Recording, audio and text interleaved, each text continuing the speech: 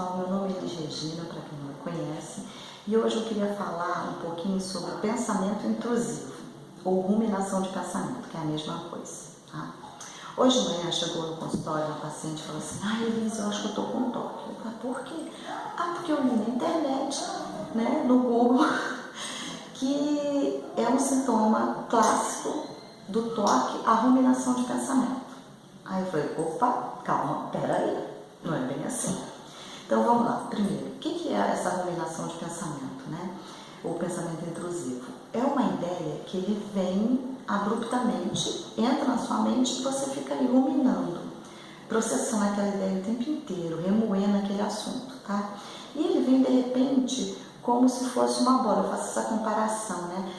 Pega uma bola e aí você enfia dentro da água na piscina e aí você fica segurando. Só que qualquer movimentozinho, se você se distrair, essa bola sobe, né? Então o pensamento intrusivo ele vem assim, vem de repente, ele invade a sua mente e ele fica ali, te torturando, tá?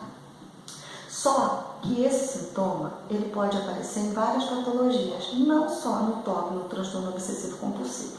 Ele pode aparecer na depressão, ele pode aparecer no transtorno ansioso mais simples e pode apresentar no TOC.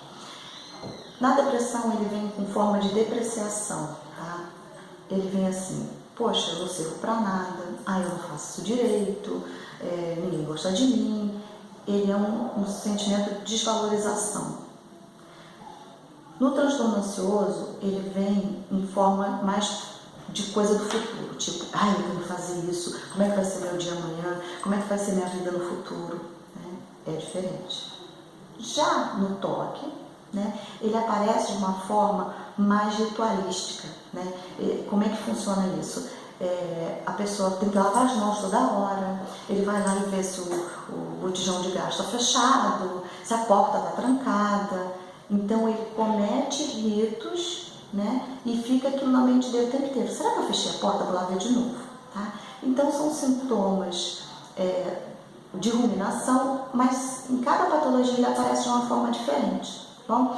Então, gente, antes de pesquisar no Google ou após pesquisar no Google, procura também um profissional da área de saúde para se certificar se existe ou não possibilidade de você ter aquela patologia. Porque, na verdade, para que seja caracterizada uma patologia, ela tem que cumprir alguns critérios. Por exemplo, tem doenças que tem que cumprir 5 critérios, tem que ter 5 sintomas. E aí, se você só tem 2, 3 ou 1 sintoma só daquela doença, isso não significa que você tenha a doença, tá bom? Então, tá dado o recado por hoje.